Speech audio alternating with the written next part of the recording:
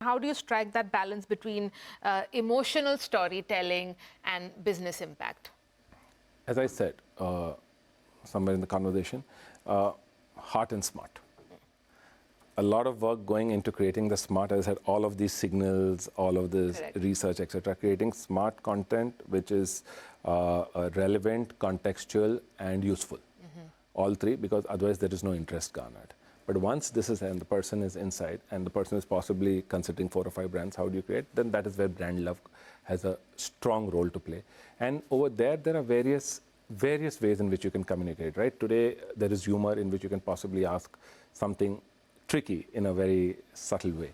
Then there is nostalgia that people have used in a big way. There's age-old wisdom, like in insurance for getting people to pay their renewal premiums. Age-old wisdom can be a good way to do a stitch in time, saves 9. Because these are things people really understand. They've heard growing up. And suddenly when you put this in the context of your brand, possibly, people understand.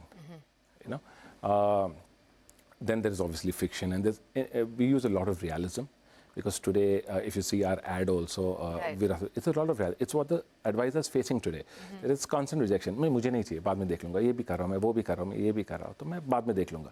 But when you really ask the right question, you get the consumer to think. And the same consumer who was possibly a non-believer then says, okay, let me just have a look. Right? So that's how we possibly look at how we go around our community. Persuasion and don't leave it for tomorrow. Yeah, really, if you talk about persuasion, there are 3 Ps, okay, that we also talk about. One is people, knowing your TG. The second is pursuit. What are the goals and the dreams that these people are pursuing? And the third is perspective. What is the new perspective or the empowering perspective that you are offering them that they will consider you? So it's actually access on these 3 Ps.